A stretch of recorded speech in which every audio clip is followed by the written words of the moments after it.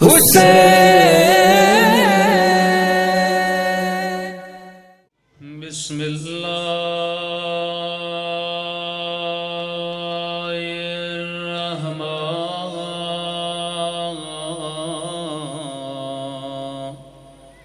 الرحیم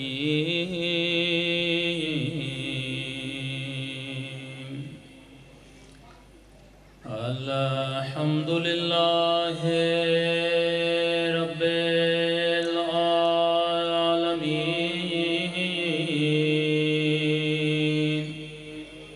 الحمد للہ کما هو أهله الصلاة والسلام على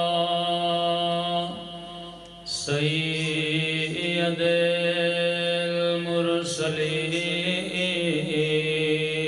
المرسلين وخاتم النبيين أبي القاسم محمد اللهم صل على محمد وعلى آله الطيبين الطاهرين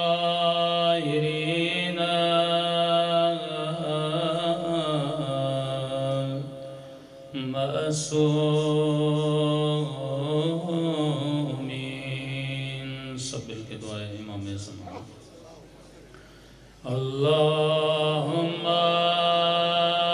كل وليك حجة ابن الحسن صلواتك عليه وعلى آبائه في هذه الساعة وفي كل ساعة وليا وحافظا وقائدا وناصرا ودليلا وعينا حتى تسكنه أرضك طوعا وتمتعه فيها طويلا برحمتك يا أرحم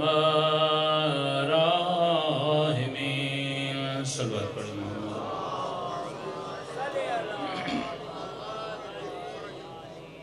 بسم اللہ الرحمن الرحیم رب اشرح لی صدری ویسر لی امری واحلل عقدۃ من لسانی یفقهوا قولی اما بعد فقد قال سبحانہ وتعالی فی محکم کتابہ بسم اللہ الرحمن الرحیم انما ولیکم اللہ ورسولہ والذین آمنوا الذین یقیمون الصلاة ویؤتون الزکاة وهم راکعون صلوات پڑھیں محمد و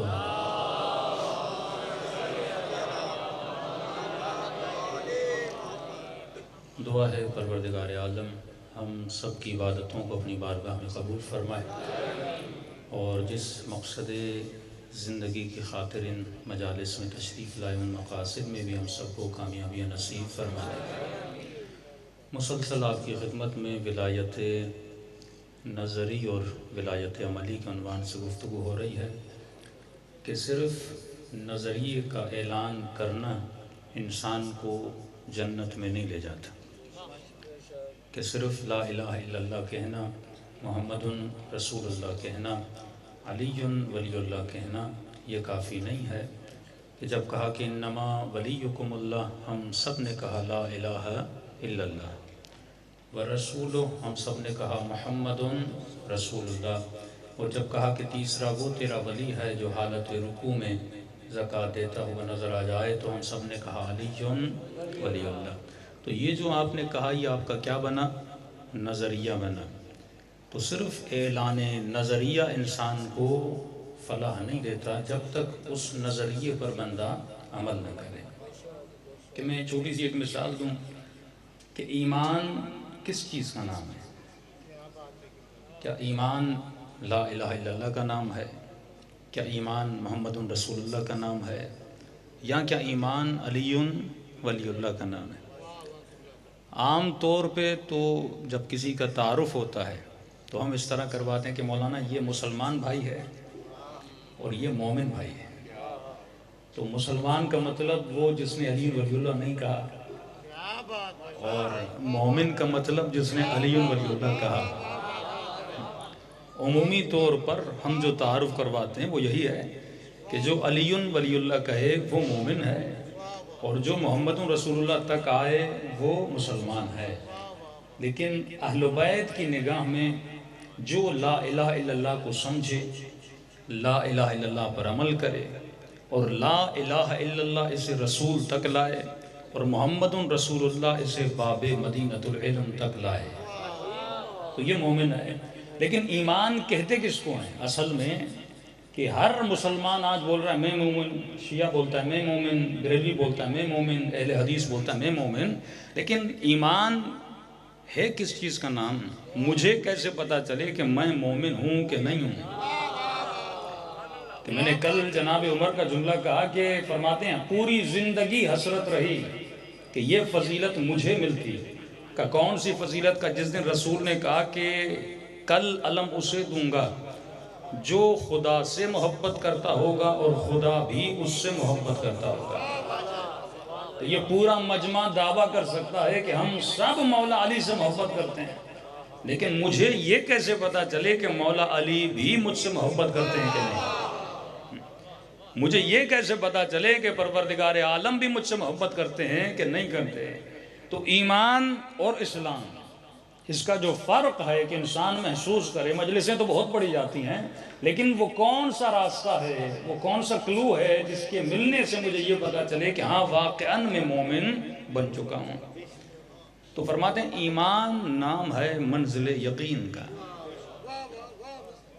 جب بندے میں یقین ہو تو یہ مومن ہے۔ اب آپ کہیں گے مولانا کیا ہمیں یقین نہیں؟ لا الہ الا اللہ سب کہتے ہیں، اللہ اکبر سارے سیاستدان بولتے ہیں کہ اللہ بڑا ہے، لیکن کیا اس کو اللہ کے بڑے ہونے پر یقین بھی ہے کہ نہیں ہے؟ یہ زبان سے کہتے ہیں اللہ بڑا ہے، عمل سے کہتے ہیں امریکہ بڑا ہے۔ تو زبان اور عمل میں فرق ہے۔ زبان سے کہہ رہے تھے کہ محمد اللہ کا رسول ہے، لیکن جب آواز سنی قد قتل محمد، محمد مارے گئے، تو سارے چھوڑ کے بھاگ گئے۔ لیکن جس کے وجود میں یقین تھا وہ نبی کے ساتھ کھڑا رہا۔ تو یقین میں اور ایمان میں زمین و آسمان کا فرق ہے کہ مجھے اب کیسے پتا چلے؟ مجھے یقین آسان سی مثال دوں، پورا مجمع مانتا ہے کہ قبر ہے، قیامت ہے، جنت ہے، دوزخ ہے۔ سوال یہ نہیں کہ آپ مانتے ہو، سوال یہ ہے کہ آپ کو یقین بھی ہے کہ نہیں ہے۔ کہ مولا فرماتا ہے اگر بندے کو یقین ہونا کہ جنت اور جہنم ہے، یہ کبھی اللہ کی مخالفت نہ کرے۔ یہ مخالفت کرتا ہی اسی لیے ہے کیونکہ کہتا ہے لیکن عمل سے بتاتا ہے کہ نہیں ہے۔ اور آسان مثال دوں، آپ سب کو یقین ہے کہ مردہ نقصان نہیں دیتا، سب کو یقین ہے کہ نہیں ہے؟ لیکن میں لفظ یقین استعمال نہیں کروں گا، میں کہوں گا آپ سب کو علم ہے کہ مردہ نقصان نہیں دیتا۔ اگر یقین ہے یعنی دنیا کا ایسا بے ضرر موجود کہ جو مر جائے غسل دو، کفن دو، مٹی کے منوں کے نیچے رکھ کے آؤ، چوں تک نہیں کرتا، یہ نہیں بولتا مجھے دفن نہ کرو، تو یقین پیدا ہوا کہ مردہ نقصان نہیں دیتا۔ لیکن اگر میں آپ میں سے کسی کو کہوں کہ آپ کو چلو 5,000 بھی دیتے ہیں، ایک رات مردے کے ساتھ سو کر دکھاؤ، تو ہے کوئی بندہ جو سو جائے؟ شاید کوئی ہو بھی، لیکن اکثریت کیا بولے گی کہ ہم نہیں سوئیں گے۔ تمہیں سوال کرنے کا حق تو رکھتا ہوں، آپ نہیں کہا تھا نقصان نہیں دے گا؟ تو پھر آپ سو کیوں نہیں رہے؟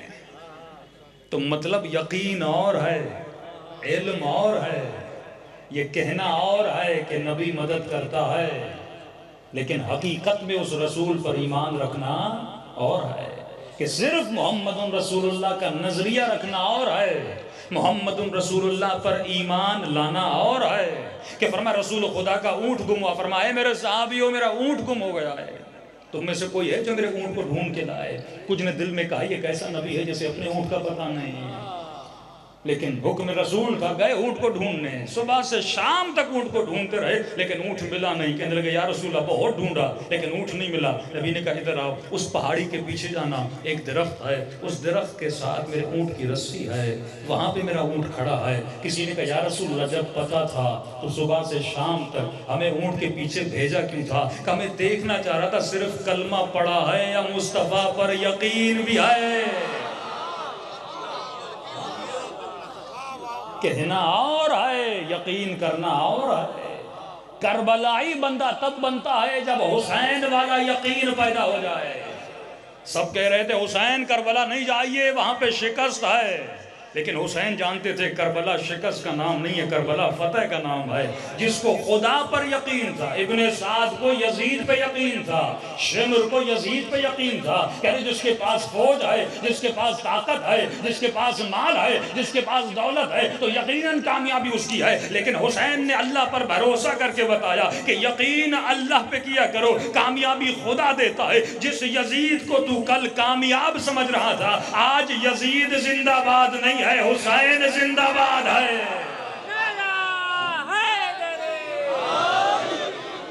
تو یہ مقام یقین ہے جو انسان کو بتاتا ہے کہ تو کامیاب ہے یا ناکام ہے۔ تو یہ یقین والی زندگی ہے جو انسان کو اولیاء اللہ بناتی ہے، یہ یقین والی زندگی ہے جو انسان کو حبیب ابن مظاہر بناتی ہے، جو سلمان فارسی بناتی ہے، جو کربلائی جون بناتی ہے۔ تو کہنا اور ہے، یقین کرنا اور ہے۔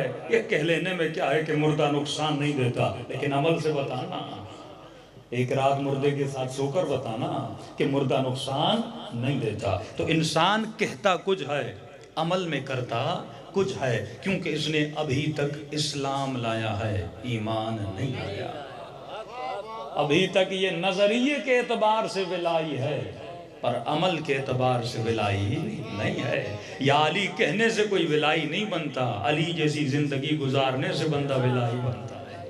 کہ میں ہمیشہ کہتا ہوں کہاں یا علی کہنا اور کہاں علی کے ساتھ رہنا۔ تو ایمان کا خلاصہ ہے، ولایت کا خلاصہ ہے یقین کی منزل ہو۔ تو آپ کہیں گے مولانا یہ تو کئی مجلسوں میں سنا، لیکن سلوشن بھی تو بتائیے کہ یقین پیدا ہو تو بندے کے وجود میں کیسے پیدا ہو؟ جنت کے قصیدے تو ہر کوئی پڑھتا، لیکن جنت میں جانے کا راستہ بھی تو بتائیے۔ نماز کی لذت کے قصے تو سارے پڑھتے ہیں، لیکن یہ لذت ملے گی کیسے، وہ راستہ بھی تو بندے کو پتا ہونا چاہیے نا۔ تو یقین کیسے ملے گا؟ بالکل سمپل سی بات کروں گا۔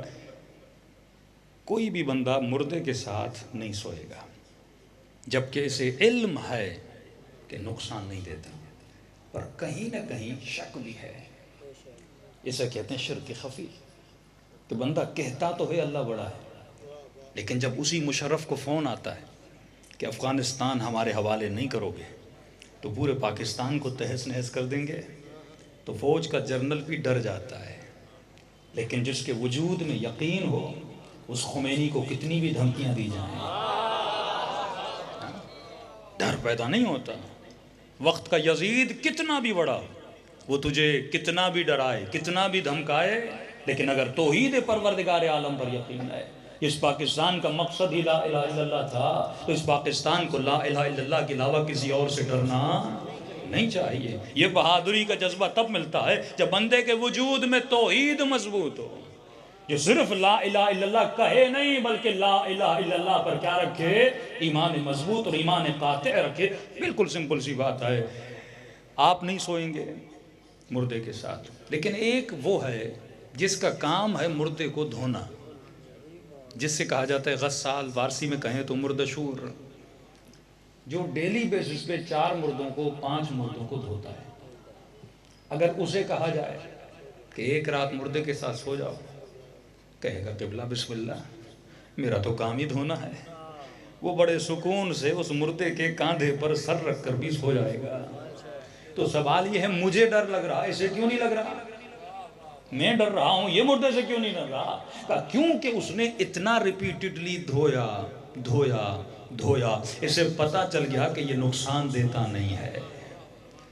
تو یقین پیدا ہوتا ہے ریپیٹیشن سے، یقین پیدا ہوتا ہے تکرار عمل سے۔ مولا فرماتا ہے اگر موت کا یقین دل میں پیدا کرنا ہے تو علی والے کم از کم ہفتے میں 1 مرتبہ قبرستان ضرور جایا کرو، تاکہ تجھے یقین ہو جائے کہ میرا ابدی گھر کہاں پر ہے؟ قبرستان میں ہے۔ تو فرمایا اگر یقین کو پیدا کرنا ہے تو وجود میں تکرار عمل کو پیدا کرو۔ فرمایا وَعْبُدْ رَبَّكَ حَتَّى يَأْتِيَكَ الْيَقِينُ، اتنی خدا کی عبادت کر تاکہ خدا تجھے مقام یقین عطا کرے۔ یہ مقام کب ملتا ہے؟ جب انسان ریپیٹیشن اپنے عمل میں پیدا کرے، صرف کہنے سے نہیں ہوتا۔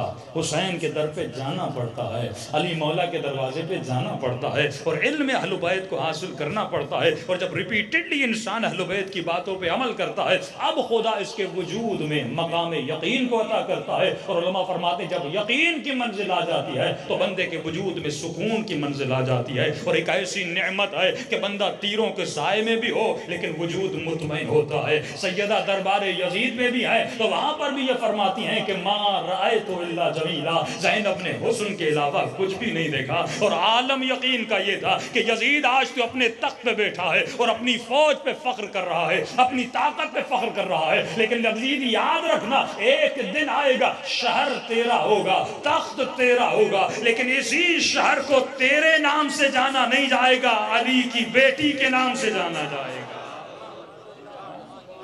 یہ مقام یقین ہے۔ جب بندہ اس مقام پہ پہنچتا ہے تو خدا اسے وہ درجات عطا کر دیتا ہے۔ الا انہم اولیاء اللہ لا خوف علیہم ولا ہم یحزنون، جو اولیاء اللہ ہوتے ہیں دل میں نہ خوف ہوتا ہے نہ حزن ہوتا ہے۔ تو یہ وہ مقام و نعمت ہے جہاں تک اہل بیت ہمیں لانا چاہتے تھے۔ تو صرف نظریہ کافی نہیں ہے، نظریہ مضبوط، اس کے بعد عمل مضبوط، پھر دیکھیے بندے کو کون سی طاقت ملتی ہے۔ کہ میں نے کہا اس کا نتیجہ یہ ہے کہ خدا اس بندے کو مقام کرامت عطا کرتا ہے، جو کرامتیں قلندروں کو ملی۔ سید علی حمدانی کا میں نے واقعہ بتایا، جو صاحب کرامت، یہ کرامت کیوں ملی؟ کیونکہ مقام یقین پر تھے۔ اب یقین کی منازل کو طے کرنے کے لیے، اس ولایت کو مضبوط کرنے کے لیے صرف نظریہ بھی رکھنا کافی نہیں، اس نظریے کے لیے دلیل کا ہونا بھی ضروری ہے۔ پہلے دلیل ہوگی تو یقین محکم ہوگا، اس کے بعد عمل ہوگا تو یقین اور محکم ہو جائے گا۔ مثال کے طور پہ یہ بچہ نماز کیوں نہیں پڑھتا؟ کیونکہ آپ اسے دلیل نہیں دیتے ہو۔ صرف یہ کہنا کہ نماز پڑھو تو نمازی نہیں بنے گا نا، جب تک اسے نماز کی افادیت کا پتہ نہ ہو۔ صرف اس خاتون کو یہ کہو کہ حجاب کرو حجاب کرو تو یہ تو محجبہ نہیں بنے گی نا، جب تک اسے حجاب کا فائدہ نہیں بتاؤ گے۔ بھائی 4 ہندو بھی جناب علی اصغر کے جھولے میں منت ماننے آتے ہیں، کیوں آتے ہیں؟ کوئی مفاد ہے نا۔ انہوں نے دیکھا کہ 4 بے اولادوں کو اصغر کے صدقے میں خدا نے اولاد دے دی، تو جو ضرورت مند ہے تو وہ تو جائے گا نا۔ بندہ بیمار ہو جائے یہ تو نہیں کہے گا میں ہندو ڈاکٹر کے پاس نہیں جاؤں گا، اسے بیماری دور کرنی ہے۔ یہ ہر کسی کے در پہ اس کی مشکل جہاں سے حل ہوگی یہ وہیں پہ چلا جائے گا نا۔ تو جب تمام تر لوگوں کو مشکلات کا حل در اہل بیت پہ نظر آتا ہے تبھی در اہل بیت پہ آتے ہیں نا۔ لیکن یہ تو ایمان ہے ایک لالچی شخص کا، علی والا تو ایسا نہیں ہوتا نا۔ یہ کربلا لالچ میں نہیں جاتا، اس لیے نہیں جاتا مولا بیٹا دو، مولا اولاد دو، مولا رزق میں تنگی ہے۔ فرمایا کربلا جاؤ حسین سے حسین مانگو۔ اور ایک آیت اللہ کا بہت بڑا جملہ، فرمایا خدا سے حسین مانگو، حسین سے خدا مانگو۔ خدا سے حسین مانگو، حسین سے خدا مانگو۔ تو دعا جتنی بڑی ہوگی عطا بھی اتنی بڑی ہوگی۔ ہم مٹیریل لوگ جا کے کون سی چیزیں مانگتے ہیں؟ مٹیریل چیزیں مانگتے ہیں۔ تو یہ کیوں ہوتا ہے؟ کیونکہ ہم نے نظریہ بنایا لیکن نظریے کو مضبوط نہیں کیا۔ ہم نے کہا لا الہ الا اللہ، لیکن سوال یہ ہے تمام تر بیماریوں کی جڑ یہ توحید ہے۔ جب تم توحید کو سمجھو گے نہیں، صحیح سے رسالت کو نہیں سمجھو گے۔ یہ نماز بندہ کیوں نہیں پڑھتا؟ کیونکہ اس کی توحید مضبوط نہیں ہے۔ اگر توحید، مولا فرماتے اگر کسی نے اللہ کو مانا ہو اور یقین سے مانا ہو، یہ ممکن نہیں کہ اللہ کی دربار میں بندہ گناہ کرے۔ یہ کہتا کچھ ہے کرتا کچھ ہے، کہتا ہے اللہ حاضر و ناظر ہے لیکن مانتا نہیں ہے۔ ہر شے سے رسول خدا کی جگہ سے گزر ایک بوڑھی خاتون کو دیکھا کہ لگے خاتون اللہ کو مانتی ہو؟ جی یا رسول اللہ مانتی ہوں۔ کا دلیل دے۔ کوئی جوان یا علی مدد کہے اور اگر کوئی غیر مکتب والا پوچھے کہ تو یا علی مدد کیوں کہتا ہے، بھئی جواب تو آنا چاہیے نا۔ جواب یہ نہیں کیونکہ بچپن سے امی نے سکھایا ہے، جواب یہ نہیں کیونکہ ابا نے پڑھایا ہے، جواب یہ نہیں کیونکہ مولوی نے بتایا ہے، جواب علمی عقلی دلیل کے مطابق ہونا چاہیے کہ اگر میں یا علی مدد کہہ رہا ہوں اس لیے کیونکہ میرے نبی نے جنگ احد میں یا علی مدد کہا تھا، تو دلیل ہوگی تو دلیل سے اگلا بندہ۔ مولا فرماتے ہیں نحن ابناء الدلیل، اے علی والے تو دلیل والا ہے، تحقیق کر کے اپنے عقیدوں کا جواب رکھا کرو۔ یہ نہیں کہ صرف تم اپنی دلیل بناؤ۔ اگر خدا تمہیں اس عقیدے کے بنیاد پر تجھے جنت میں بھیجے تو خدا جب ہندو سے پوچھے گا کہ تم نے بھی بت پرستی کیوں کی، تو ہندو بھی یہی جواب دے گا میرے ماں باپ بت پرست تھے۔ شیعہ کہے گا میرے ماں باپ شیعہ تھے، سنی کہے گا میرے ماں باپ سنی تھے۔ تو اس دلیل کے مطابق نہ تجھے جنت ملے گی نہ اسے جہنم ملے گی۔ تو دلیل ہونی چاہیے، تو نظریہ بھی دلیل کے مطابق ہو، تب انسان کے وجود میں عقیدہ مضبوط کا ہے۔ بوڑھی خاتون اللہ کو مانتی ہو؟ ہاں یا رسول اللہ بتا اللہ کو کیوں مانتی ہو؟ اللہ کے وجود پہ ایک دلیل تو رکھو، تبھی اصول دین میں تقلید حرام ہے۔ اگر اصول مضبوط نہیں تو بندے کے فروع مضبوط نہیں۔ ہم نے اصول دین میں تقلید کی ہے، بچے کو مولوی کے پاس بھیج دیا، اس نے کلمہ رٹوا دیا، سمجھایا نہیں، اور گھر آتا ہے ہاں بیٹا سیکھ کر آئے، ہاں بابا کلمہ رٹ کے آیا ہوں، سنا لا الہ الا اللہ محمد رسول اللہ علی ولی اللہ و خلیفتہ بلا فضل۔ اس نے رٹا ہوا ہے، اس نے نہ اللہ کو سمجھا نہ محمد کو سمجھا نہ علی کو سمجھا۔ تو جب تک سمجھے گا نہیں تو یہ حبیب ابن مظاہر کیسے بنے گا؟ جب تک سمجھے گا نہیں یہ مالک اشتر کیسے بنے گا؟ جب تک سمجھے گا نہیں یہ علی کے کردار پہ کیسے چلے گا؟ تو یہ مکتب چیزوں کو سمجھاتا ہے، رٹواتا نہیں ہے۔ پہلے سمجھو اس کے بعد رٹا لگانا ہے لگاؤ۔ اب یہ باپ کیسے سمجھا ہے؟ بیٹا باپ سے پوچھتا بابا اللہ ہے، اب اسی نے نہیں سمجھا۔ تو میں کہتا ہوں اس سے پہلے کہ بچوں کو بھیجو پہلے بڑے مولوی کے پاس پڑھ کے آئیں۔ کہتے ہیں مولانا بوڑھا ہو گیا اب شرم آتی ہے۔ مولا فرماتے ہیں دین کو سمجھنے میں کوئی شرم نہیں ہے۔ خود جاؤ مولانا کے پاس، مولانا میں 40 سال کا ہوں 50 سال کا ہوں 60 سال کا ہوں، ذرا میرا کلمہ تو چیک کریے۔ ایک دن کھڑے ہو جا مولانا میری نماز تو چیک کریے، میرا وضو تو چیک کریے۔ جب بندہ خود سدھرا ہوا ہو تو بچے سدھرے ہوئے ہوتے ہیں۔ یاد رکھیے بچے سنتے نہیں ہیں، بچے دیکھتے ہیں۔ بچوں کو کتنا بھی سناؤ بچے کچھ نہیں سنیں گے۔ ایک بیٹی تھی جس کی باپ نے شادی کروائی، 2 مہینے میں طلاق ہو گئی۔ باپ نے کہا بیٹی شوہر کے گھر میں کیوں نہیں رہی؟ کہا بابا آپ نے کبھی سکھایا ہی نہیں کہ شوہر کا اخلاق کیسا ہوتا ہے۔ میں جب سے پیدا ہوئی میں نے آپ کو اماں سے لڑتے ہوئے دیکھا تو میں بھی تو وہی سیکھی تھی۔ تو اگر علی اکبر بنے تو حسین کو دیکھ کر اکبر بنے نا، اگر عباس بنے تو علی کو دیکھ کر عباس بنے نا۔ تو آج تم نے اپنے بچوں کے لیے آئینہ کیسا بنایا کہ بچہ کس کو دیکھ کے سیکھے؟ تو اس میں کوئی شرم نہیں۔ اگر عمر عجیب 50 سال کا مومن گاڑی میں سفر کر رہا تھا کہ مولانا آج تک مجھے قرآن پڑھنا نہیں آتا، یعنی باب مدینۃ العلم کا ماننے والا، اور یہ قرآن پڑھنا نہیں جانتا لیکن پیسے گننا جانتا ہے، مال جمع کرنا جانتا ہے، 4 گالیاں اسے آتی ہیں، لڑنا اسے آتا ہے، ہر چیز آتی ہے، لیکن اسے اتنا ٹائم نہیں کہ وہ قرآن جو اہل بیت کا سہارا تھا، وہ قرآن جسے حسین نے نو کے نیزہ پہ پڑھا تھا، یہ مومن اس قرآن کو پڑھنا نہیں جانتا۔ تو یہ بچے کیسے علی والے بنیں گے؟ تو رسول خدا بوڑھی خاتون سے پوچھتے ہیں، اے بوڑھی خاتون اگر اللہ کو مانا ہے تو اللہ کے وجود پہ مجھے دلیل دو۔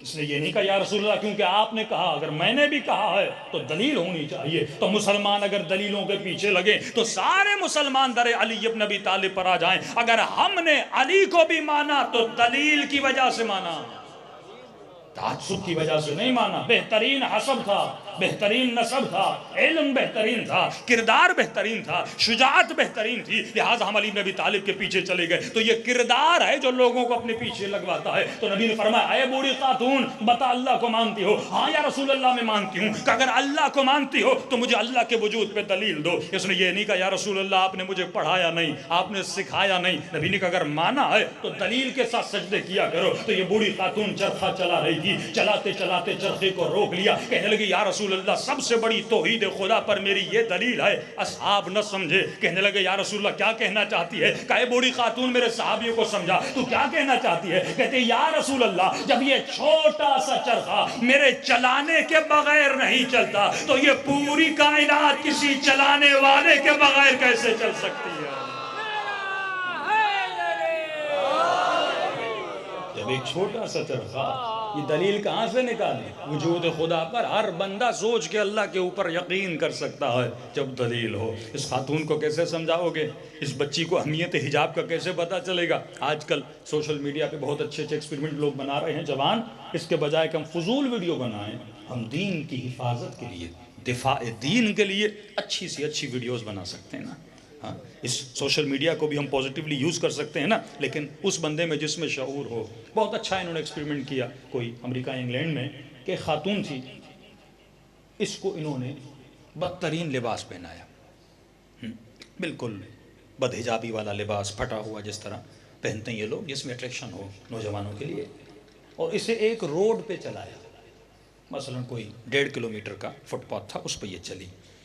مثلا اس روڈ پہ اگر 400-500 لوگ تھے, تو جب یہ خاتون پھٹے ہوئے کم لباس اس نے پہنا اور اس حالت میں یہ چلی, تو اس روڈ پہ جتنے لوگ تھے, کسی نے اشارہ دیا, کسی نے سیٹی دی, کسی نے کوئی جملہ کسا, کسی نے کیا بولا, تو 300-400 مردوں نے اسے تنگ کیا.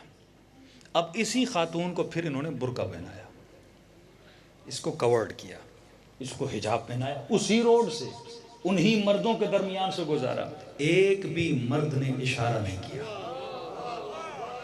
یہ پریکٹیکل بتا رہا ہوں, ایک بھی مرد نے اسے اشارہ نہیں کیا.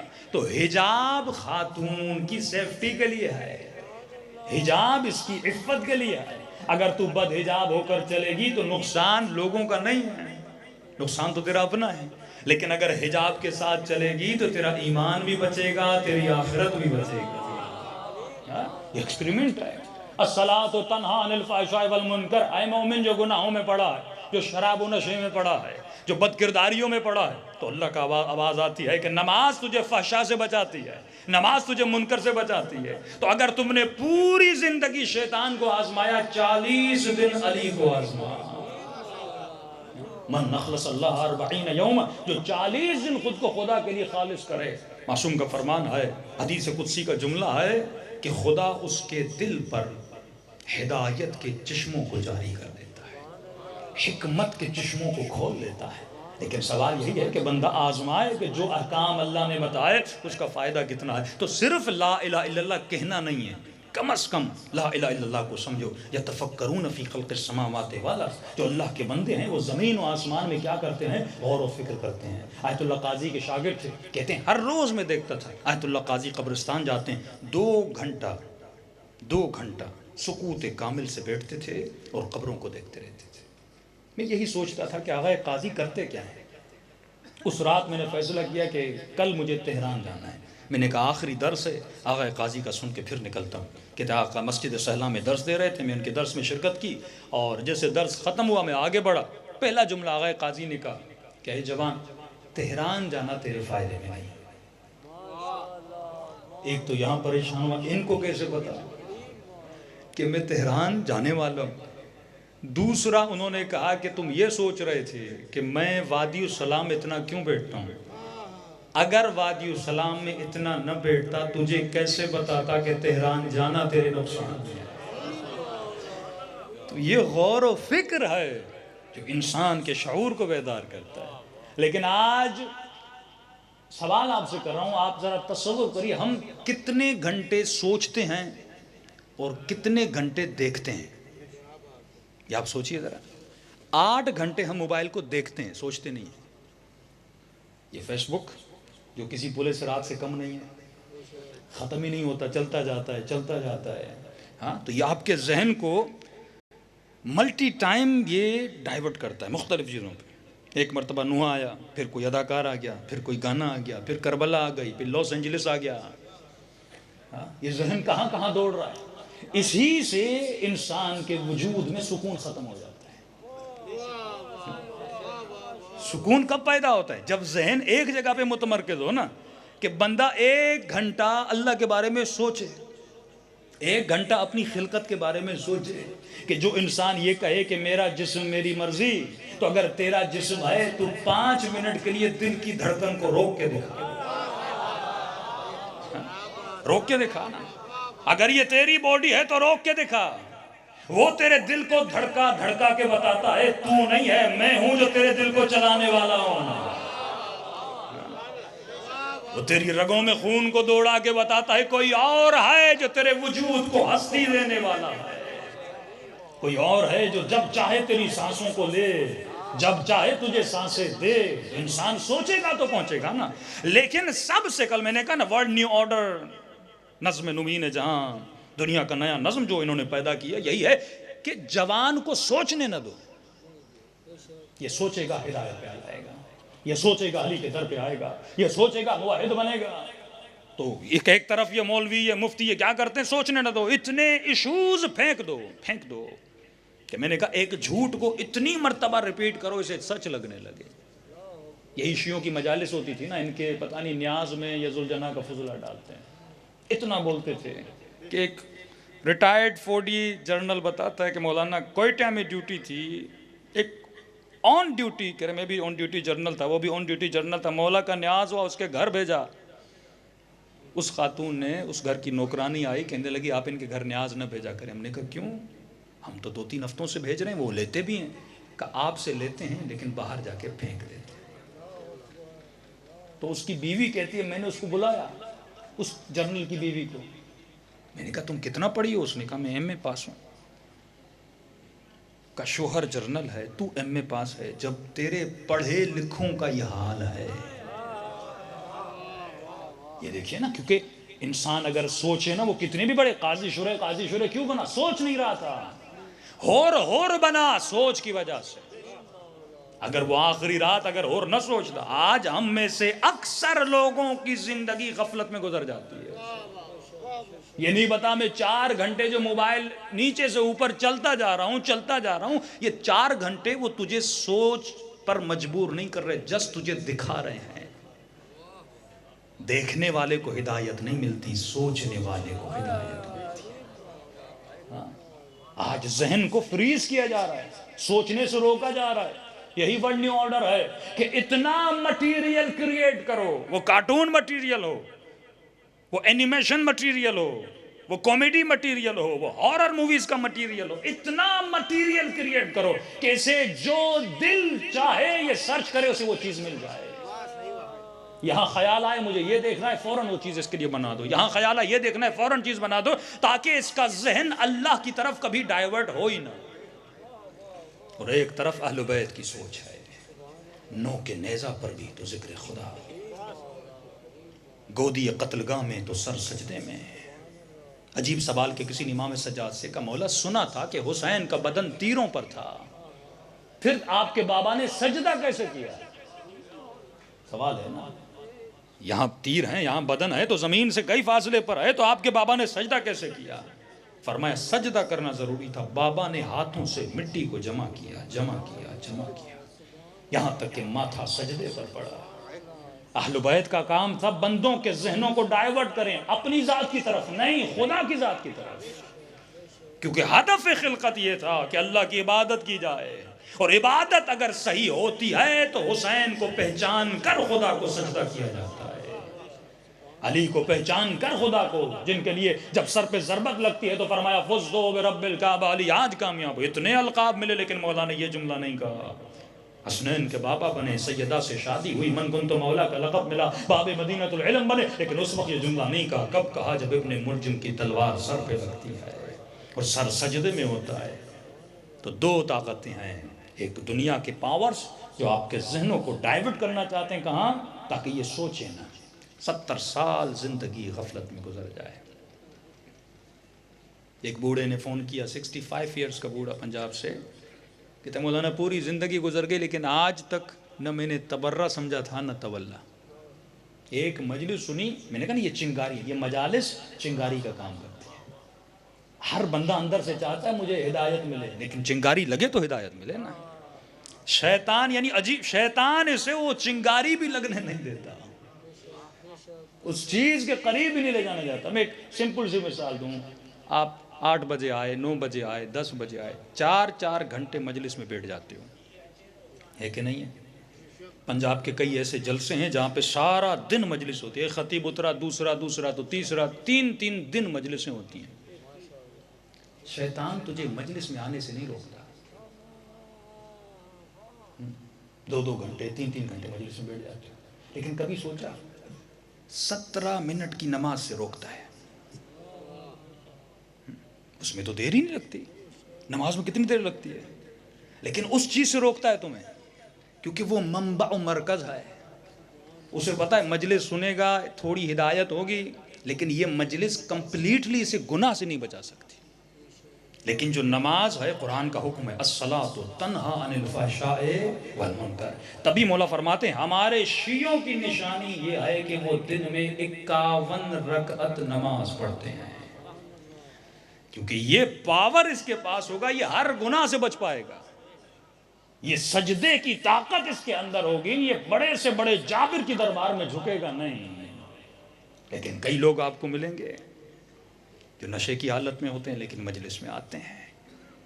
چلو یہ خدا کا کرم ہے کہ تجھے فرش عذاب پہ بلا لیتا ہے, لیکن اسی نشے کی حالت میں اگر نماز پڑھو تو لعنت ہوتی ہے. یہ تو کرم ہے نا, فرش عذاب کرم حسین کا دربار ہے نا, کہ یہاں پہ اتنی سختی نہیں ہے, حرم اہل بیت میں اتنی سختی نہیں ہے. کہ ایران کے بہت بڑے عالم دین جنہوں نے کہا میں ایک دعا امام رضا کے دروازے پہ لگا دوں تاکہ کوئی گنہگار اندر نہ آ پائے. منع کیا گیا کہ اگر ایسا کرو گے پھر میرے حرم میں لوگ آئیں گے تو کیسے آئیں گے.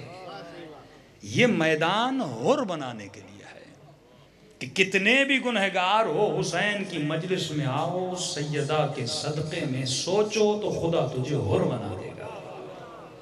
لیکن جب مصلی عبادت پہ جاتے ہو تو پھر خدا وہاں سے تجھے سلمان فارسی بناتا ہے, پھر وہاں سے منا اہل البیت بنتے. لیکن یہ کب ہوگا؟ جب بندے کی توحید مضبوط ہو. توحید کہاں سے؟ میں تقریباً ہر جگہ کا الگ اللہ نے زندگی دی تو صحیفہ سجادیہ پہ ایک 5 عشرہ ہونا چاہیے.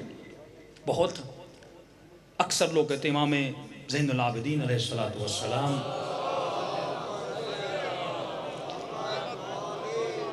یہ غربت اہل بیت ہے کہ ہمیں صرف امام زین العابدین کے مصائب کا پتہ ہے, لیکن پوری زندگی جو امام نے دعائیں پڑھی ہیں اس میں جو امام نے مطالب اور معارف دیے وہ لوگوں کو پتہ نہیں ہے.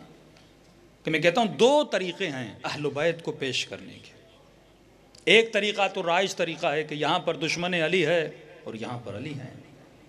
تو ایک طریقہ یہ ہے کہ مولا کے دشمن کو برا بلا کہو, اس سے فائدہ تو یہ ہوگا مجمع خوش ہوگا, واہ واہ کرے گا, لیکن ایک نقصان بھی ہوگا کہ جو علی کے دشمن کو مانتا ہے اس سے ٹکراؤ بڑھے گا, دشمنی بڑھے گی. کیونکہ جو آپ کے ذہن میں تصورات ہیں وہ ان کے ذہن میں نہیں ہیں, جو آپ کے لیے مبغوض ہے وہ ان کے لیے محبوب ہے. تو قرآن کہتا ہے کسی کے جھوٹے خدا کو بھی برا بلا نہ کہو, کہیں وہ تیرے سچے خدا کو برا بلا نہ کہے. ایک تو طریقہ یہ ہے کہ دشمن علی کو برا بلا کہوں, دشمن سیدہ کو برا بلا کہوں, برملا برا بلا کہوں.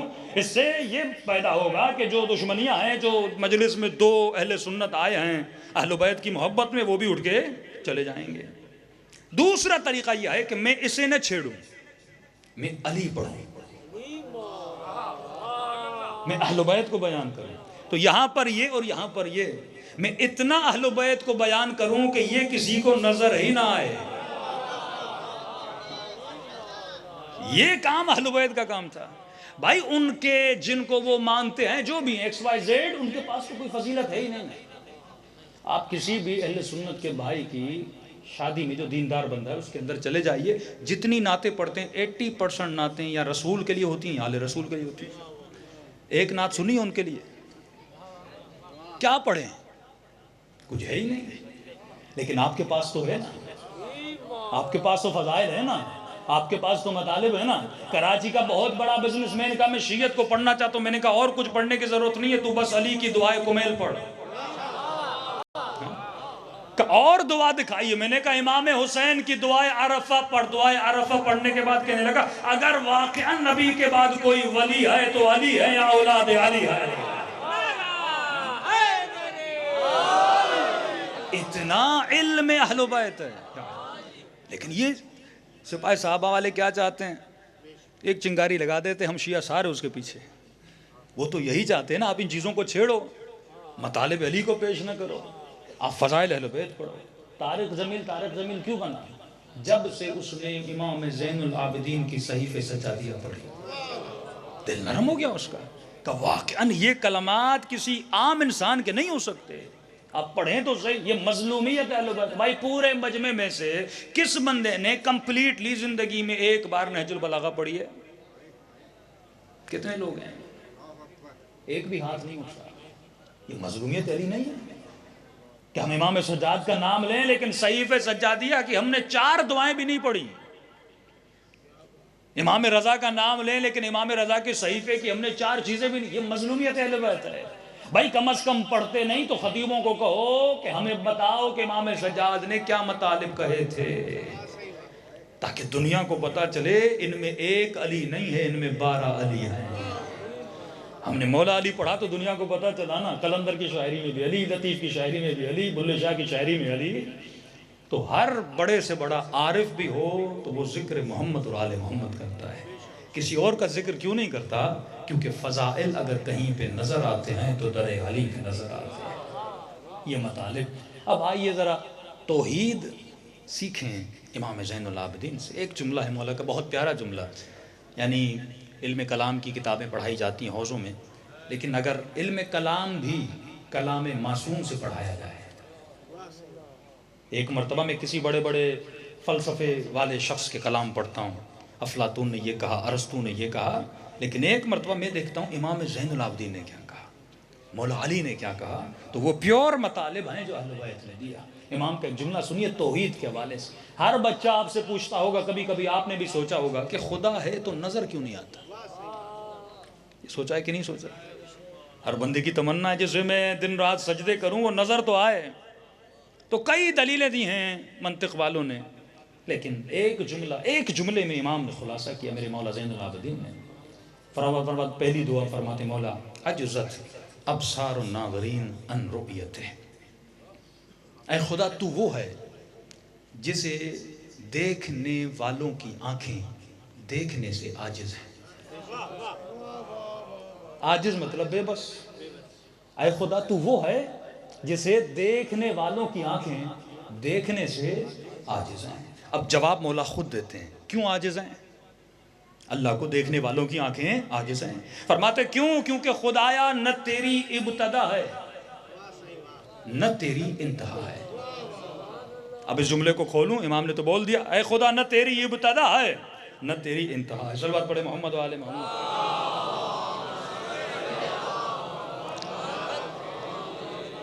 اس دنیا میں آنکھ ہر اس چیز کو دیکھتی ہے جس کی ابتدا ہو جس کی انتہا ہو. یہ ٹیشو پیپر آپ کو نظر آ رہا ہے، یہ یہاں سے شروع ہوا یہاں پہ ختم ہوا.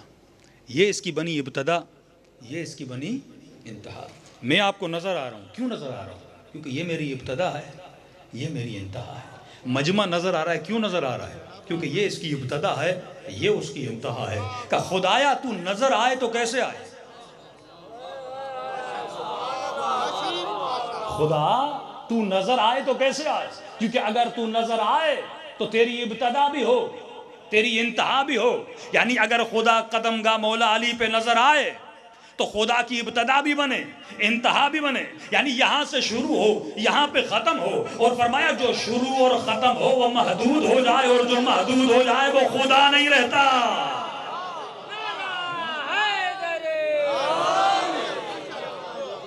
کئی ایسی چیزیں ہیں جو آپ کو نظر نہیں آتی ہیں لیکن ان کو دیکھنے کے لیے ٹولز چاہیے ہوتے ہیں. مائکروسکوپ سے آپ کئی وائرسز کو بیکٹیریاز کو دیکھ سکتے ہو، لیکن پھر بھی ان کی ابتدا ہے انتہا ہے. چھوٹی سی چھوٹی چیز کی بھی ابتدا ہے انتہا ہے. سورج بہت بڑا ہے لیکن پھر بھی اس کی ابتدا ہے انتہا ہے. تو یہ خدا کی مجبوری ہے کیونکہ اس کی کوئی ابتدا نہیں اس کی کوئی انتہا نہیں. اور اگر خود کو دکھائے بھی تو اسے خود کو محدود کرنا پڑے گا. وہ لامحدود ہے تو محدود کیسے ہو جائے؟ ایک جملے میں مولا نے پوری ترتیب بیان کر دی. اور میں کہوں عجیب ہے معارف اہل بیت کہ بیٹا کہے آنکھ اسے دیکھ نہیں سکتی اور بابا کہے کہ علی اسے مانتا ہی نہیں جسے دیکھتا نہیں. مولا کا جملہ ہے نا کہ علی اس خدا کو مانتا ہی نہیں جو خدا نظر نہ آئے. میں کہوں گا مولا آپ کہہ رہے ہیں وہ نظر نہیں آتا اور مولا کہے علی اس خدا کو مانتا ہی نہیں جو نظر نہ آئے. تو مولا نے خود جواب دیا خدا ان آنکھوں سے دیکھا نہیں جاتا دل کی آنکھوں سے دیکھا جاتا. یہ قلب ہے جو وجود خدا کو محسوس کرتا ہے. وہ محدود نہیں ہے جو ایک جگہ پہ سمٹ جائے. وہ وجود لامحدود ہے. اسی طرح جب معرفت بڑھتی جائے گی تو عشق خدا بڑھتا جائے گا. اور اللہ کی آواز ہے جسے میں اپنا عاشق بنا دوں تو میں اس کے وجود کے سارے گناہوں کو جلا دیتا ہوں. اب یہ میری اطاعت کا مظہر بن جاتا ہے. ایک تعریف علم منطق میں علماء کرتے ہیں کہ انسان کی تعریف کیا ہے. یہ تعریف جو میرے امام نے کی یہ پوری تعریف سمجھیں کہ ولایت عملی کی تعریف ہے. مولانا تشریف فرما ہے ایک تعریف علم منطق میں انسان کی جاتی ہے الانسان حیوان ناطق. انسان کی تعریف یہ ہے کہ انسان ایک ایسا حیوان ہے جو بولتا ہے یا فکر کرتا ہے یا سوچتا ہے. یہ تعریف علم منطق میں. لیکن اے کاش ہمارے حوزوں میں بھی وہ تعریف انسان کی بتائی جاتی جو امام سجاد نے کی. ایک تعریف امام سجاد انسان کی کر رہے ہیں. اہل بیت نے الگ تعریف کی ہے. علم لاجک اور منطق والوں نے الگ تعریف کی ہے. مولا سے پوچھا کہ مولا انسان کون ہے. مولا یہ پہلی دعا میں فرماتے ہیں کہ انسان کی تعریف کیا ہے. اچھا اگر ایک منٹ کے لیے اس تعریف کو صحیح مانا جائے کہ انسان وہ ہے جو بولتا ہے انسان وہ ہے جو سوچتا ہے تو یزید بھی تو سوچتا تھا یزید بھی تو بولتا تھا. تو کیا آپ یزید کو انسان مانتے ہو. قرآن کہتا ہے اولئک کالانعام بل ہم اضل. اللہ کی نگاہ میں ایسے لوگ انسان نہیں بلکہ حیوان سے بھی بدتر ہیں. ان کو حیوان کہنا بھی حیوان کی توہین ہے. تو انسان کون ہے. انسان کی تعریف کیا ہے. میرے چوتھے امام فرماتے ہیں پروردگارا انسان انسان تب بنتا ہے جب وہ تیرا حمد کرتا ہے. یہ انسان کی تعریف ہے. یہ اپنا انسان ہونا کب پروف کرتا ہے جب یہ تیرا کیا کرتا ہے حمد کرتا ہے. اب مجھے سمجھ آیا کہ خدا نے ہر نماز میں سورہ حمد کو واجب کیوں کیا ہے. کیا نماز میں سورہ حمد پڑھ اور اپنے انسان ہونے کا ثبوت دے کہ تو انسان ہے. اب مولا خود فرماتے ہیں کہ اے خدا کون سا حمد لسانی کہ ہاتھ میں تسبیح لے کے الحمدللہ الحمدللہ نہیں. حمد عملی اپنے عمل سے حمد کرے. ہمارے اساتذہ ایک لطیفہ بتاتے تھے. ٹاپک اتنا سیریس ہو گیا تھوڑا سا مسکرا بھی دیں. کا ایک بوڑھا تھا بس میں بیٹھتا تھا. جو بھی خاتون بس میں آتی تھی کہتا تھا استغفر اللہ. ہاتھ میں تسبیح تھی استغفار کر رہا تھا. بد حجاب خاتون آئی کا استغفر اللہ. پھر دوسری آئی دیکھا پھر کا استغفر اللہ. بعض لوگوں کی استغفار ایسی ہوتی ہے. پھر چوتھی آئی کا استغفر اللہ. اب جب پانچویں آئی تو پیچھے نے ایک بندے نے کہا قبلہ پانچویں استغفر اللہ بھی آ گئی. تو کچھ لوگ اس طرح ذکر کرتے ہیں کہ زبان سے استغفر اللہ آنکھوں سے شیطان شیطان ہو رہا ہوتا ہے. یہ استغفار کیا ہے لسانی تو ہے آنکھوں کی نہیں. مولا فرماتے ہیں کون سا حمد. حمد لسانی کا نہیں حمد عملی. اب بتاتے ہیں حمد عملی کی تعریف مولا خود بتاتے ہیں. مولا فرماتے ہیں حمد عملی کا مطلب یہ ہے کہ تیرے جسم کا جو عضو خدا نے جس مقصد کے لیے بنایا اگر اس مقصد میں استعمال ہو تو یہ اس کا حمد ہے. اللہ نے تجھے آنکھیں دی کس چیز کے لیے آنکھیں دی. انڈیا کی فلمیں دیکھنے کے لیے گانے دیکھنے کے لیے بازاروں میں عورتوں کو دیکھنے کے لیے. یا تجھے آنکھیں دی حسین کی زری دیکھنے کے لیے. یا تجھے آنکھیں دی قرآن کی تلاوت کے لیے. یا تجھے آنکھیں دی امام زمانہ کی زیارت کے لیے. لیکن تم نے 60 سال 50 سال 30 سال آنکھوں کو کہاں استعمال کیا. اگر آنکھیں وہاں دیکھیں جہاں خدا نے کہا تو یہ آنکھوں کا حمد ہے۔ اللہ نے زبان کیوں دی؟ اپنے ذکر کے لیے نا۔ اللہ بذکر اللہ تطمئن القلوب، دل مطمئن ہوتے ہیں تو کس سے ہوتے ہیں؟ اللہ کے ذکر سے ہوتے ہیں نا۔ لیکن صبح سے شام تک یا غیبتیں کرو یا گالیاں دو یا یہاں کی بات وہاں پہنچاؤ یا بزنس میں جھوٹ بولو تو یہ آنکھیں حمد خدا نہیں کر رہی۔ اللہ تعبد الشیطان انہ لکم عدو مبین، کہ اے بندگان خدا شیطان کی عبادت نہ کرنا۔ کہ یا رسول اللہ کون کرتا ہے شیطان کی عبادت؟ کہ سجدہ اللہ کو کرتا ہے پر تو عمل سے شیطان کی مانگتا ہے۔ تو جس کے کہنے پر چلے وہ تیرا معبود ہے۔ بندہ مرتضی علی ہستم کیا مطلب؟ علی کا نوکر ہوں۔ جب نوکر علی بنے گا تو سلمان بنے گا۔ تو یہی ولایت عملی ہے کہ تیرا پورا وجود کیا کرے؟ حمد پروردگار عالم کرے۔ آنکھیں حمد کریں، کیسے کریں گی؟ ان کانوں سے یا حسین کا ذکر سنو یا اللہ کی مدح سنو، اس زبان سے یا ذکر خدا۔ 2 گھنٹے بندہ گاڑی میں جاتا ہے، فضول باتیں، نہ دنیا کا فائدہ نہ آخرت کا فائدہ۔ مولا فرماتے ہیں جوان یاد رکھنا، یہ جو زبان ہے نا یہ بڑی اہم ہے۔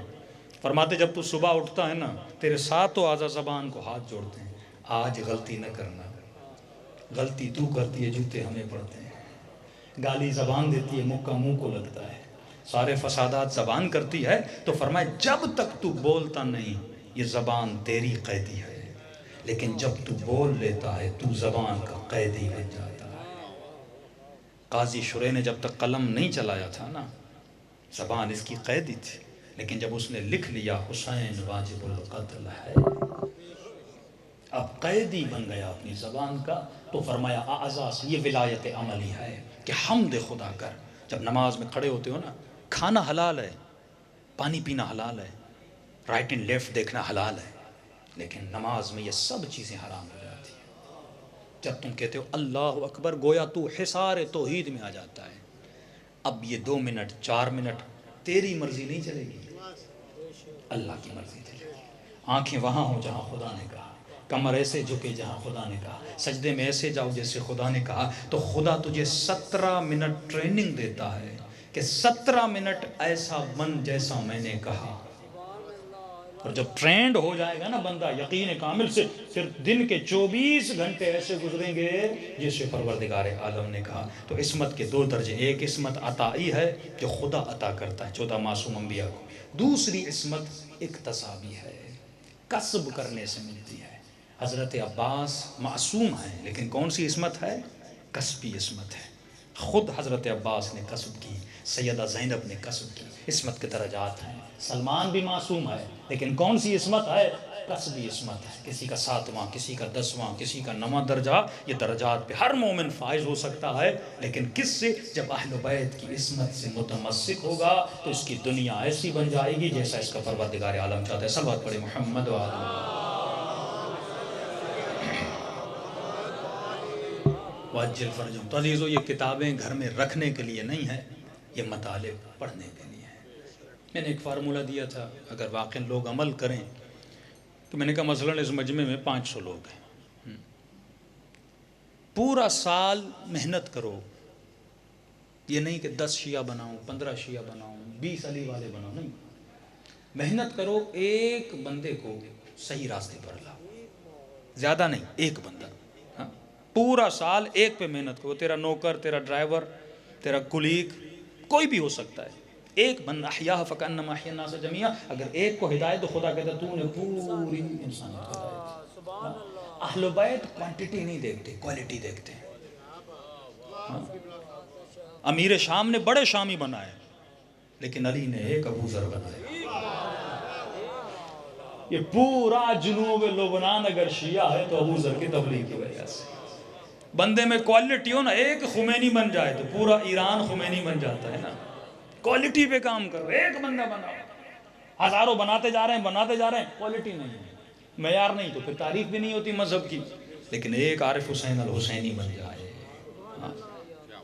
ایک بندہ آپ کیسا ایک شاعر بن جائے، سبت جعفر جیسا، ایک بندہ تھا نا، لیکن دیکھیے کتنا رنگ تھا، آج بھی لگتا ہے کہ وہ زندہ ہے۔ کوالٹی پہ کام کرو، پورا سال ایک پہ، یعنی اس مجلس میں آج کے دن عہد کر لو، وعدہ کر لو امام زمانہ سے کہ مولا خود بھی بنوں گا اور میری پوری کوشش ہوگی کہ ایک کو حر بنا کے آپ کی محفل میں لاؤں۔ اس کا نتیجہ دیکھنا کیا ہوگا۔ آج ہیں 500 لوگ مجلس میں، اور اس سال کی ڈیٹ سے اگلے سال تک تو نے پوری محنت کی، تو آج 500 آئے ہو، اگلے سال کتنے آؤ گے؟ اور 500 لے کر آؤ گے، 1000 کا مجمع ہو جائے گا۔ پھر یہ 1000 اگر یہی نیت کریں اس طرح 2000 ہو جائیں گے، تو آہستہ آہستہ مکتب اہل بیت وسعت میں پاتا ہوا نظر آئے گا۔ حسین کربلا 70 لے کر گئے، لیکن وہ کوالٹی والے لوگ تھے نا، اور اس کی برکت کتنی ہے کہ آج وہ کربلا جس میں 70 یا 100 لوگ تھے، آج اسی مولا حسین کے 40 میں ملین لوگ کربلا جاتے ہیں۔ یہ کوالٹی والا ورک ہے۔ یہ کب ہوگا؟ جب انسان کی سوچ ہو کہ مجھے وہی کرنا ہے جو اہل بیت علیہ الصلوۃ والسلام۔ خوشی ہوتی تھی امام حسین کو، فرماتے ہیں حر حسین مولا کی خوشی کا باعث تھا۔ بی بی زینب جب دیکھتی تھی نا لشکر سامنے سے بڑھتا جا رہا ہے، بڑھتا جا رہا ہے، تو فرماتی تھی کہ حسین بھیا کیا ہماری مدد کے لیے کوئی نہیں آئے گا؟ جب حبیب آیا تو خیموں میں خوشیوں کی لہر تھی، کوئی تو ہے جو میرے حسین کی مدد کرنے آیا۔ جب حر آیا تو بی بی زینب نے اون محمد کو بھیجا کہ بڑے ادب سے جھک کے سلام کرنا اور کہنا بھیا حر، زہرا کی بیٹی تجھے سلام دیتی ہے۔ اور اتنا نہیں، اگلے جملے نے حر کے کلیجے کو پارا پارا کر دیا۔ فرمایا مامو حر، اماں کہتی ہیں کہ حر کو کہنا میں شرمندہ ہوں۔ کہ آقا زادی میں شرمندہ، میں نے راستہ روکا، میری وجہ سے آج آپ کی بچیاں پیاسی ہیں۔ فرمایا حر علی کے در پہ جب بھی کوئی آیا میں خالی ہاتھ نہیں گیا، آج تو مہمان بن کے آیا ہے، پلانے کے لیے پانی نہیں ہے، کھلانے کے لیے کھانا نہیں ہے۔ کہ اماں کہتی ہیں حر زہرا کی بیٹی وعدہ کرتی ہیں قیامت کا دن ہوگا، حوض کوثر ہوگا، میں نانا کو کہوں گی اس وقت آیا تھا جب حسین تنہا رہ گیا، اپنے ہاتھوں سے میرا نانا تجھے جام کوثر پلائے گا۔ یہ ہے ٹھنڈک قلب حسین کی۔ جب کوئی ایک مومن حر بن کے حسین کی دربار میں آتا ہے۔ بڑی قربانیاں دی ہیں اس مکتب پہ جوانوں نے۔ ایک شخص ہے ایران کا نام ہے علی گنداب، ایران کا گاؤں ہے گنداب، وہاں کا رہنے والا۔ کبھی کبھی انسان کا ظاہر بہت برا ہوتا ہے، لیکن میں پھر کہہ رہا ہوں نا، یہ چنگاری ہوتی ہے، مجلس ایک چنگاری کا نام ہے۔ اس انسان کی زندگی کو یہ مجلس بدل سکتی ہے۔ ایران کا مولانا محرم کا مہینہ کہتے ہیں رات کے اندھیرے میں مجلس پڑھ کے واپس آ رہا تھا، تو یہ ہمارے شہر کا شرابی تھا، 24 گھنٹہ نشے میں رہتا، بدماش بھی تھا، لڑتا، گالیاں دیتا۔ میں جیسے واپس آیا، اندھیرا ہو چکا تھا، رات کے 2-2:30 بجے۔ اس نے مجھے روک لیا، مولوی صاحب کہاں جا رہے ہو، کہاں سے آ رہے ہو؟ میں نے کہا کہ علی گنداب حسین کی مجلس پڑھنے گیا تھا، وہاں سے آ رہا ہوں۔ اچھا مجلس میں کیا ہوتا ہے؟ اس نے کہا مولا کے فرامین ہوتے ہیں اور ذکر مصیبت ہوتا ہے۔ کہا کہ مولوی صاحب مجھے بھی مجلس سنا ہو۔ کہا ایک نشے میں آدمی کیا سناؤں اسے؟ اور دیکھا خنجر لگا ہوا ہے، منع کرتا ہوں تو لڑائی ہوتی ہے، مارتا ہے۔ میں نے بہانہ کیا، میں نے کہا علی گنداب دیکھو مجلس کے آداب ہوتے ہیں، ممبر ہوتا ہے، امام بارگاہ ہوتی ہے، کہاں بیٹھوں تجھے کیسے سناؤں؟ کہ مولانا صاحب کوئی بات نہیں، کہتے اس نے دیوار کا سہارا لیا اور رکوع کی حالت میں چلا گیا۔ کہ میری کمر آپ کا ممبر، بیٹھ جائیے میرے اوپر اور مجھے سنائیے کہ آپ کیا پڑھتے ہیں۔ مولانا کہتے ہیں مجبور کیا کرتا ہے؟ میں نے کہا چلو بیٹھ گیا، 2-3 فضیلت کے جملے پڑھے امام حسین کے جلدی جلدی سے۔ کہا مولوی صاحب تو نے کہا تھا کہ تو مصائب بھی پڑھتا ہے، 2 جملے مصائب کے بھی سنا کہ یہ لوگ اتنا روتے ہیں تو پڑھتا کیا ہے؟ کہتا میں نے یہاں سے شروع کیا کہ میرے مولا حسین اتنے غریب ہو گئے تھے کہ بیٹا مارا گیا، بھتیجے مارے گئے، بھانجے مائے گئے، آخر میں حسین کا ایک پیارا بھائی تھا، ظالموں نے اسے بھی مارا، اور صرف مارا نہیں، بازو کاٹ لیے، آنکھوں میں تیر مارا۔ کہتا یہاں تک سن رہا تھا، یہاں تک کہ میں نے کہا غربت حسین کا یہ عالم ہوا کہ حسین کا ایک 6 مہینے کا بچہ تھا، پیاس کے عالم میں بچہ تڑپ رہا تھا۔ حسین پانی پلانے کے لیے گئے تو ظالموں نے اس بچے کے گلے پہ تیر چلا دیا۔ کہتا یہ کہنا تھا تو میں اس کی کمر پہ بیٹھا تھا، یہ ہلنے لگا اور رو رو کے کہنے لگا اتنے غریب تھے حسین کے 6 مہینے کا بچہ بھی مارا۔ مجھے کہا کہ اتر جاؤ، کہا میں اترا، میں چلا گیا، لیکن میں نے دیکھا یہ روئے جا رہا تھا اور روتے روتے یہی کہہ رہا تھا اتنے غریب تھے میرے حسین، اتنے غریب تھے میرے حسین، کہ 6 مہینے کے بچے کو بھی نہیں چھوڑا۔ ارے 6 مہینے کا بچہ تھا، پانی پلاتے، لڑنے کے قابل نہیں تھا۔ کہ میں جا کے سو گیا، کل ہوئی، صبح ہوئی، ادھر ادھر دیکھا، یہ شخص مجھے نظر نہیں آیا۔ دوسرا دن ہوا، نظر نہیں آیا، ہفتہ گزر گیا، نظر نہیں آیا۔ میں نے لوگوں سے پوچھا یہ جو علی گنداب ہے یہ کہاں ہے، نظر نہیں آ رہا۔ قبلہ پتہ نہیں، اس نے گھر سے خدا حافظ کی، اپنا بوریا بستر لے کے، ہمیں نہیں پتا کہاں چلا گیا۔ کہتا 1 سال گزرا، میں گیا نجف، بہت بڑے عالم تھے آیت اللہ اصفہانی اس وقت، ان سے ملنے گیا۔ کہتا ہے صبح کی نماز میں شرف ملا ان کے پیچھے نماز پڑھنے کی۔ میں نے کیا دیکھا کہ قبلہ جو نماز پڑھے ان کے پیچھے جو شخص نماز پڑھ رہا ہے وہ علی گنداب تھا۔ چنگاری بدل دیتی ہے بندے کو، اور بنا دیتی ہے۔ کہتا میں نے غور سے دیکھا، میں نے کہا یہ تو وہی ہے۔ میں نے کہا قبلہ یہ کون ہے جو آپ کے پیچھے نماز پڑھ رہا تھا؟ کہا یہ نجف کا سب سے متقی فرد ہے، اگر اس کی نمازوں کو دیکھنا ہے تو نماز تہجد کے وقت مسجد سہلہ چلے جانا۔ میں نے کہا واقعا دیکھوں تو صحیح نمازی بھی بن چکا ہے کہ نہیں؟ کہتا ہے مسجد سہلہ گیا، میں نے کیا دیکھا کہ نماز تہجد کے وقت ہے، سر سجدے میں آئے، رو رو کے کہہ رہا ہے خدا میں شرابی تھا، میں گنہگار تھا، میرے اس گناہ کو بخش دے، واللہ اگر مجھے پتا ہوتا حسین کا مارنے والا شرابی تھا میں کبھی شراب نہیں پیتا۔ کہتا اتنا رویا، اتنا رویا، اتنا رویا، 2 گھنٹہ اپنے ایک گناہ پہ رویا، اور رونے کے بعد پھر کہنے لگا اے خدا اگر تو نے علی گنداب کا یہ گناہ معاف کر دیا پھر میں اپنے دوسرے گناہ کا کیا کروں؟ پھر اس پہ روتا اے خدا تو نے وہ معاف کر دیا، میں اپنے تیسرے گناہ کا کیا کروں؟ کہا پوری رات روتا رہا۔ میں نے کہا کہ قبلہ آپ کو پتا یہ ہمارے شہر کا بدنام ترین، کہا جو بھی تھا چھوڑ دے، اب حسین کے لشکر میں ہے، اب یہ ہور بن چکا ہے۔ کہا لوگ انتظار کرتے ہیں کہ یہ آئے تو نمازی کریں، اس کا گریہ دیکھنے کے لیے لوگ جمع ہوتے ہیں۔ ایک چنگاری علی اصغر کی مصیبت نے اس کے وجود کو بدل دیا۔ فرماتے ہیں ایک مرتبہ صبح کی نماز پڑھی، نماز مغرب ہوئی، وہاں کا ایک بہت بڑا آیت اللہ تھا، اس کے بچے آئے قبلہ کے پاس، قبلہ ہمارے بابا کے اوپر سکرات کا وقت ہے۔ تمام حکیموں نے کہا ہے کہ یہ آخری رات ہے، کیا کریں؟ کہا قبر کا بندوبست۔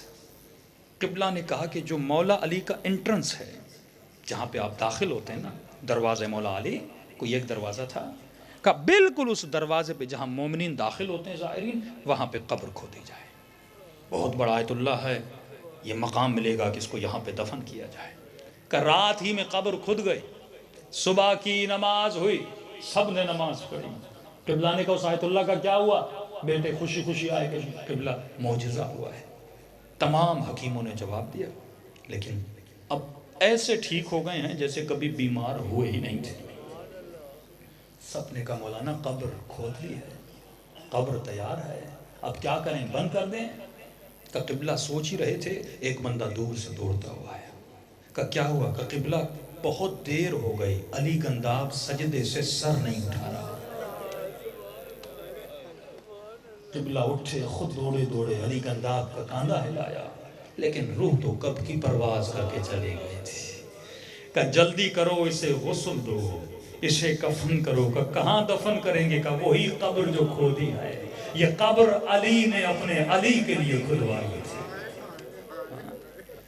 جب یہ بن کے جاتے ہو نا پھر فرق نہیں پڑتا، مدائن میں بھی دنیا سے چلے جاؤ نا تو علی نماز جنازہ پڑھانے آتے ہیں۔ اگر ان کے وجود کو خوش کرو تو دنیا آباد اور آخرت آباد ہو جاتی۔ دلوں کو کربلا لے جائیں اور سلام کریں اپنے آقا کی مظلومیت میں۔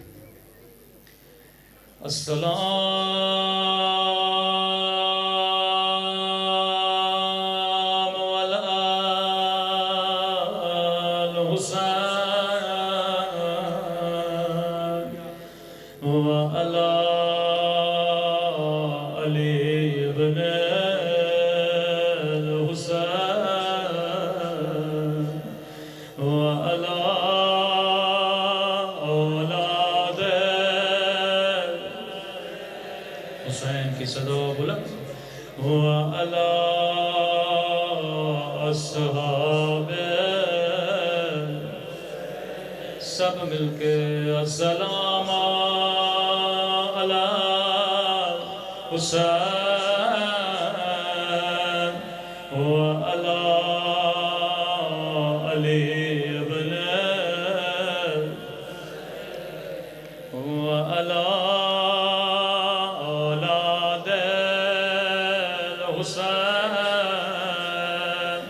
وعلى اصحاب، میرا سلام ہو زینب کی لٹی ہوئی چادر پہ، میرا سلام ہو سکینہ کے جلے ہوئے کرتے پہ، میرا سلام ہو حسین مولا کی کٹی ہوئی انگلی پہ،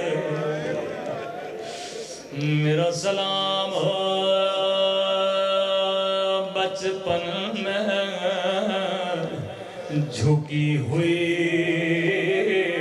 کمر پر، میرا سلام ہو ربا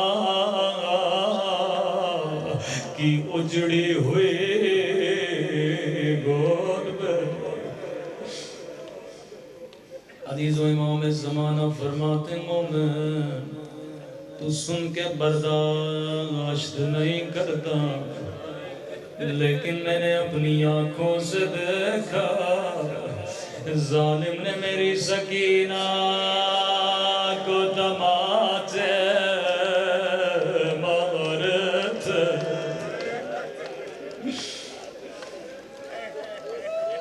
کہاں سننا اور کہاں دیکھنا۔ آئی آج خدا کو ایسا واسطہ دے کہ خدا کبھی رد نہ کرے، نہیں معلوم میرا دل آج علی اصغر کی طرف کیوں جا رہا ہے۔ دعا کرے خدا ہمیں بھی حر بنا دے۔ فرمایا ایک زائر مولا حسین کی زیارت کو گیا، بڑا تلاش کیا لیکن اسے کہیں علی اصغر کی قبر نظر نہیں آئی۔ نایت اللہ کشمیری سے کہا مولانا میں نے بڑا ڈھونڈا لیکن مجھے کہیں علی اصغر کی قبر نظر نہیں آتی، مجھے بتائیے علی اصغر کی قبر کہاں ہے؟ قبلہ نے کہا مجھے بھی علم نہیں ہے، مجھے 2 دن کی مہلت دو۔ فرماتے پوری رات مصلی پہ روتے رہے، مولا حسین آپ کے زائر پوچھتے ہیں میں کیا جواب دوں؟ کیا روتے روتے نیند آ گئے؟ خواب میں امام حسین کو دیکھا، فرمایا کشمیری آج کے بعد کوئی زائر پوچھے کہنا تجھے علی اصغر کی قبر نہ ڈھونڈا کرو، جسے اصغر کی زیارت کرنی ہے وہ حسین کی زیارت کر لے، میرا اصغر میرے سینے پہ ہے۔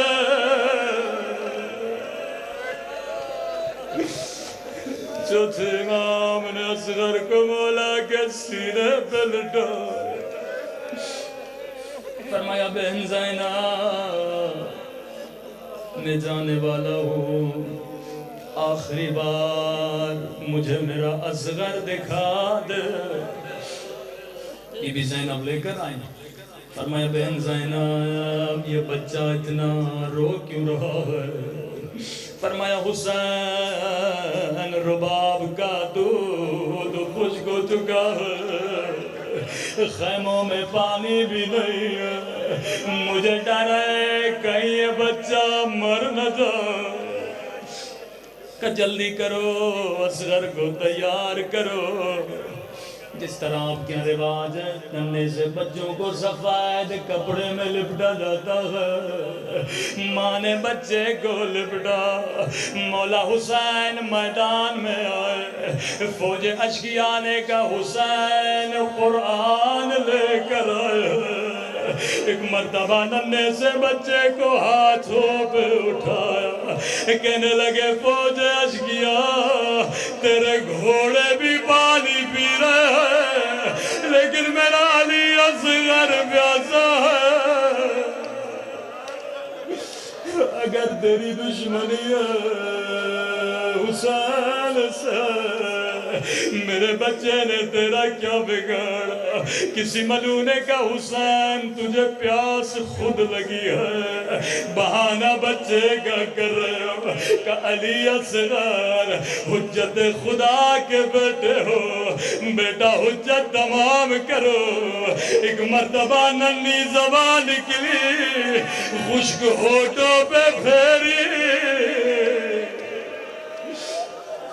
فرمایا ابھی تک حسین بات ہی کر رہے تھے، ایک مرتبہ 3 پھل والا تیر آیا، علی اصغر کا گلا نرم تھا، لوہا بڑا سخت تھا، اصغر کا گلا کٹا، فرمایا تیر حسین مولا کے بازو میں لگا، اب حسین سوچ رہے ہیں بچے کو کیسے لے کر جاؤ، راوی کہتا میں نے آنکھوں سے دیکھا حسین نے خنجر نکالا، جو کپڑا ماں نے باندھا تھا حسین نے کپڑا پھاڑا، کہ مولا کیوں پھاڑ رہے تھے؟ تاکہ اصغر کو تڑپنے میں آسانی ہو۔ خیمے کے در پہ پہنچے، فرمایا اماں فضا ذرا بہن زینب کو بلانا لیکن ماں کو نہ بتانا۔ بی بی زینب فرماتی ہے میں خوش آئی، شاید اصغر نے پانی پی لیا، کیونکہ مجھے بچے کی رونے کی آوازیں نہیں آ رہی تھی، لیکن جیسے میں خیمے سے باہر نکلی میں نے کیا دیکھا؟ حسین کا چہرہ خون سے رنگین ہے، داڑھی خون سے رنگین ہے، 2 ننھے سے قدم ہے۔ فرمایا بہن زینب جلدی کرو خیمے کے پیچھے چلو، اگر زینب نہ ہوتی حسین کیا کرتے؟ حسین نے اپنے ہاتھوں سے علی اصغر کی قبر کھولی، میں کہوں گا کاش علی کی طرح حسین 20 قبریں بناتے، لیکن حسین نے ایک قبر بنائے، کیونکہ میرے بچے کا بدن بڑا نرم ہے، گھوڑوں کی ٹاپیں بڑی سخت ہے، لیکن ہائے حسرت حسین۔ راوی کہتا ہے 11 محرم کا دن آیا، حرملانے کا میرا سر کہاں ہے؟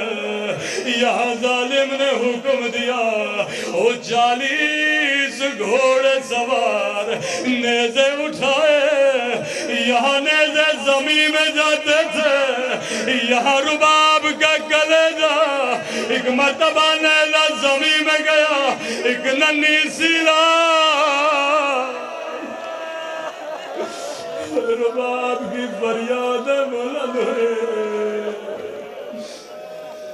میرا اصغر 3 مرتبہ شہید ہوا، ایک مرتبہ تیر سے، ایک مرتبہ نیزے سے، ایک مرتبہ ظالم کی تلوار سے۔ اے خدا تجھے علی اصغر کی مظلومیت کا واسطہ، اس ننھے سے باب الحوائج کا واسطہ، ہمارے مولا اور آقا امام زمانہ کا ظہور فرما، ہم سب کو مولا کے آوان و انصار میں شریک فرما۔ اے خدا بحق امام زمانہ ان آنکھوں کے امام زمانہ کی زیارت نصیب فرما۔ اے خدا ہم سب کے صغیرہ کبیرہ گناہ معاف فرما، بانیان مجلس کی پریشانیوں کو دور فرما، جو بیمار ہیں انہیں صحت کاملہ عاجلہ نصیب فرما۔ جس مومن نے بھی التماس سے دعا کی کہ خدا ان تمام مومنوں کی دعاؤں کو اپنی بارگاہ میں قبول فرما۔ اے خدا تب تک موت نہ دینا جب تک اپنے گناہوں سے معافی نہیں کر لیتے، قبر و قیامت میں شفاعت امام حسین نصیب فرما۔ یہ دعا ہمیشہ کریں جناب سلمان کی دعا۔ اے خدا ہم سب کو زبان ذاکر عطا فرما، بدن صابر عطا فرما، دل شاکر عطا فرما، عقل سالم عطا فرما۔ ربنا تقبل منا انک انت السمیع العلیم۔